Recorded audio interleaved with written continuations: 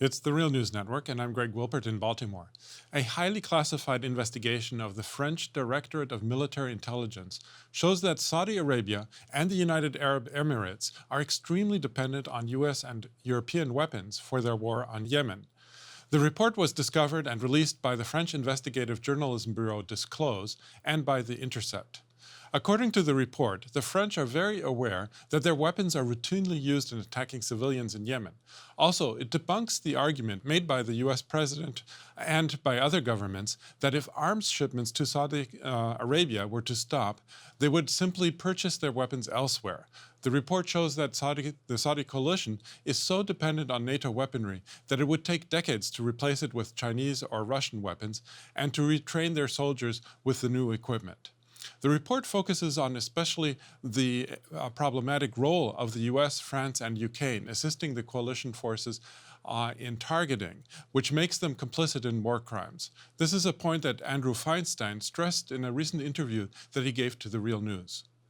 Those civilians have not been killed as collateral damage, as often happens in conflict, but have been directly targeted, largely by the Saudi-led coalition. This would not be possible without the support of the United States of America, which has provided not only 3 out of every 5 weapons that is being used in Yemen, but is also providing a whole variety of additional support to the Saudi-led coalition. This includes mid-air refueling of the jet fighters that are dropping the bombs and missiles. It includes intelligence support, and perhaps most damning of all, it includes assistance with targeting. Joining me now to discuss the leaked French report and its significance is Hassan El-Tayyab. He is co-director of the organization Just Foreign Policy, where he has been working on ending the war in Yemen. Thanks again for joining us, Hassan. Hey, thank you. So much of the report that was leaked, there were things that we already knew, basically. But the governments, especially the US government, refused to acknowledge many of these things, so they're basically confirmed. So aside from the information about weaponry procured from Western arms companies, the report also criticizes the effectiveness of the Saudi coalition forces, arguing that they're incompetent and not well trained in the use of state-of-the-art NATO technology. Talk to us about the significance of this leaked report. What new information does it provide? You know, this secret report that was leaked just increases the urgency for the U.S. Senate to override Trump's veto and to push to end this illegal war. It's horrifying to know just how complicit we are in Saudi coalition war crimes in Yemen.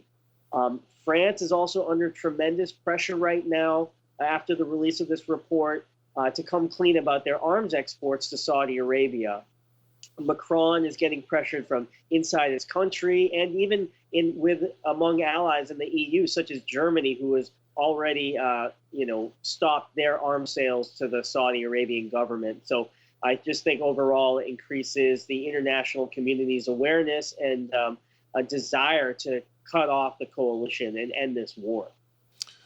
And what about the point of the dependency of the Saudi coalition on, it's clearly there is a tremendous amount, and this report shows how dependent they are on U.S. weapons and U.S. targeting assistance.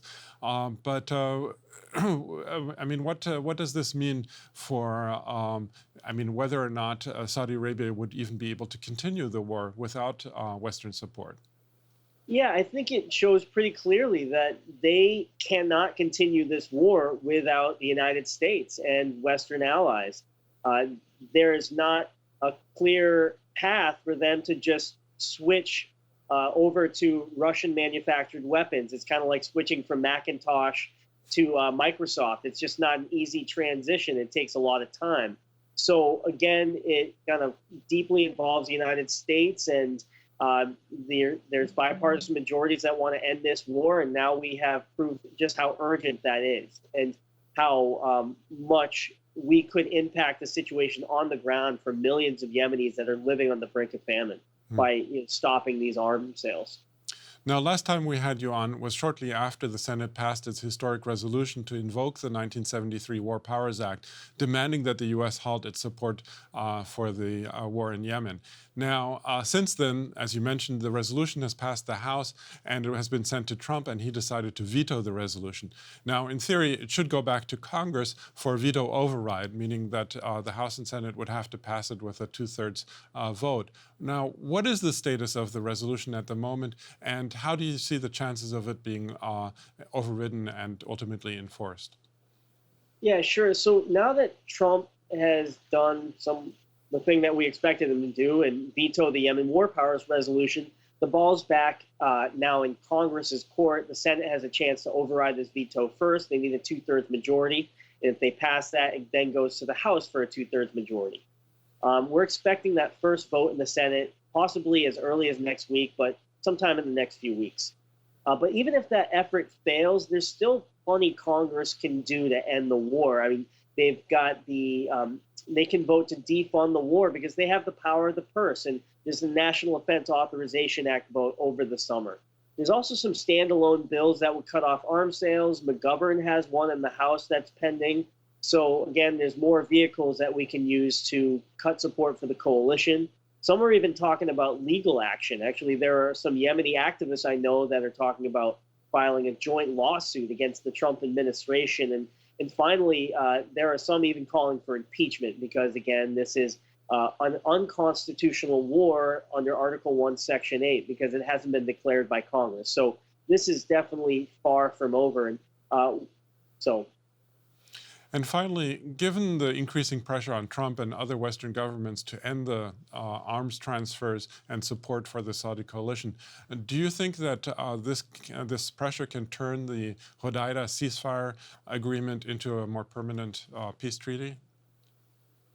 You know, I do. So I think the momentum is with us. We've got bipartisan majorities in both chambers of Congress. And what we've seen is after each of these votes in the House and in the Senate, we've made progress on the ceasefire agreement in Hodeidah. So December 13th, that was the original agreement that happened in Stockholm, Sweden.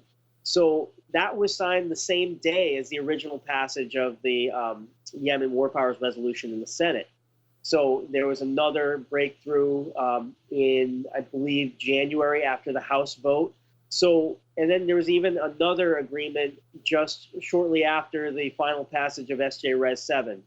And they, both sides agreed to redeploy forces outside of Hodeidah, which is kind of the next phase. They call that phase 1 of the talks. And while it's a shaky, fragile ceasefire, we have seen progress. Now, I think whether or not we go all the way really depends on how much pressure the international community can put on the Saudi government.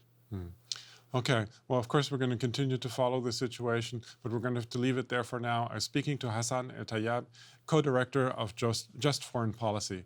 Thanks again, Hassan, for having joined us today. Hey, thank you. And thank you for joining the Real News Network.